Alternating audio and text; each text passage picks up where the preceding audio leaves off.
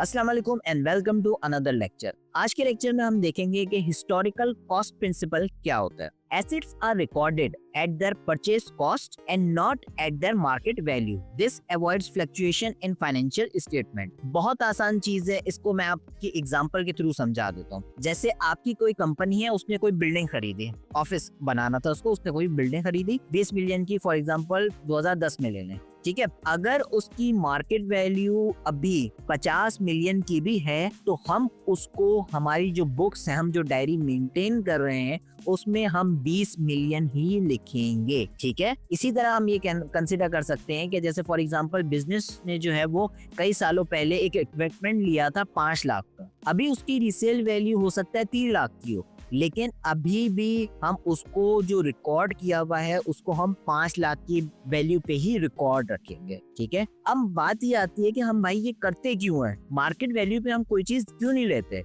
उसका सबसे बड़ा रीजन ये होता है रिलायबिलिटी का, ठीक है।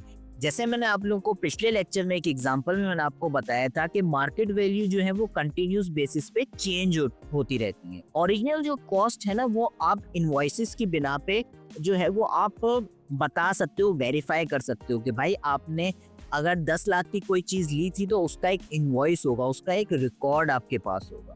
मार्केट वैल्यू आप कंसीडर करोगे ना, तो मार्केट वैल्यू का आपके पास कोई रिकॉर्ड नहीं होगा, ठीक है।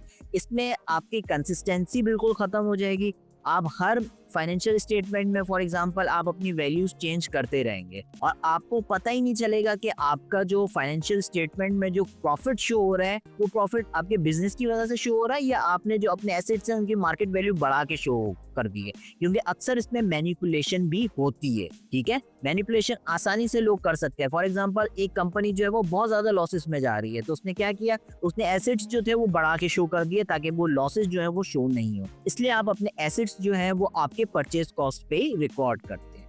ये आपका कहलाता है हिस्टोरिकल कॉस्ट प्रिंसिपल।